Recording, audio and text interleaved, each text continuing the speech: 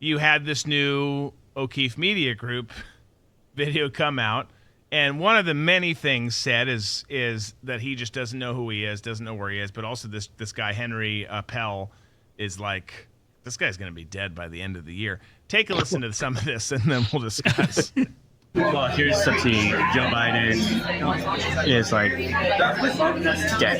He can't just say a sentence. He's like really progressed in his holding. Everybody recognized. I can't believe it wasn't a bigger scandal. He'll be dead in a year. Meet Henry Appel, an advisor for the National Security Council. Henry Appel shared that President Biden had called the NSC White House phone while on a foreign trip looking for NSC advisor Jake Sullivan. Henry told the president that, in fact, Mr. Sullivan was not at the White House, but on the same foreign trip as President Biden.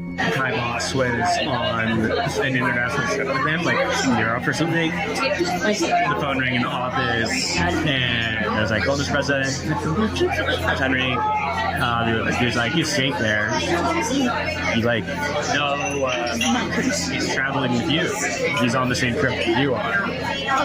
In another encounter with President Biden, Henry Appel from the National Security Council revealed a phone call exchange. On the call, Biden was asking for NSC advisor Jake Sullivan. Henry told Biden that Sullivan had left the office for the day. Biden stated he would call Sullivan's personal phone. Instead, Biden called the same office 10 seconds later, asking for Sullivan again. A couple weeks ago, I was like the last one in the office, and he called from my boss. And so I picked the phone and said, "Hello, Mr. President, it's Henry on Jake's phone. He's left for the day, but I can try to get him on the line for you." And he asked me some questions, and I was like, "I don't know, let me get the track him down. I'll call his Secret Service detail." And it's like, I'll try his unclassified phone. Then 10 seconds later, same phone. I picked it up again. I was like, "Hi again, it's Henry." He was like, "Is Jake there?" And I was like, "No, you called the same office." Henry Appel stated that President Biden did not understand basic words in meetings at the White House. Another time my boss went in to brief him, I heard the talking points. I said, "Oh, this is a novel phenomenon or something. It's new. It hasn't been done before." My boss said it. I was just novel? What do you mean, a book? What do you mean novel? The two meanings of the word novel, he was lost them. Henry even goes on to say, on his dating profile, his greatest strength is, quote, oversharing on the first date. You can't make this shit up. Henry Appel states that we, referring to his team at the National Security Council, were crying the night of Trump's victory, claiming they are all, quote, trauma bonded. So everybody's probably just drawn right? What? No, it's drawn us closer to each other because we're all going through it together. Shared trauma. Yeah. It's a thing. Trauma bond. We're trauma bonded, yeah. Right. What was it like when you guys found out? There were a lot of tears the next morning. Sure. I gotta find a new job.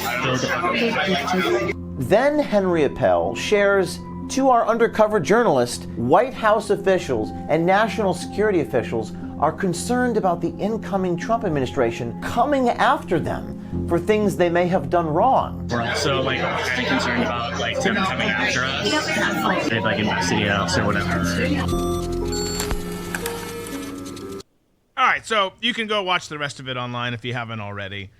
My first question is, or first point, is not the validation that Biden is a cognitive mess and significant cognitive decline, whether it's Alzheimer's, dementia, both. That much we knew. We can break down some of the comments that Henry said there. My first question is, why in the hell is Henry Appel an advisor to the National Security Council? Especially when he says oversharing on the first date. Yeah, well, that, and he's a kid. I can tell you, you're not supposed to judge a book by its cover, but let me just tell you that Henry's never done anything. I will also tell you that glass of red wine spoke to me, and I really would like one. I feel like it's festive and kind of dark. I think and cozy we have some here. over there in the cooler. We could get if we didn't fire Brenda. But Brenda never existed, folks. We just always lean on Brenda's name. lean on her. Yeah. Not sexually. Yeah, just hypothetically. That's even worse. But so whatever. This perfect picture of this Biden administration and really of most governments, whether it's Republican or Democrat. You have all these people in there that's like, how did you get here? What? I could tell you, his parents are rich as shit. Yeah, no, exactly. What am I going to do for a job? You're going to be fine, Henry. You're going to be fine. Trust me.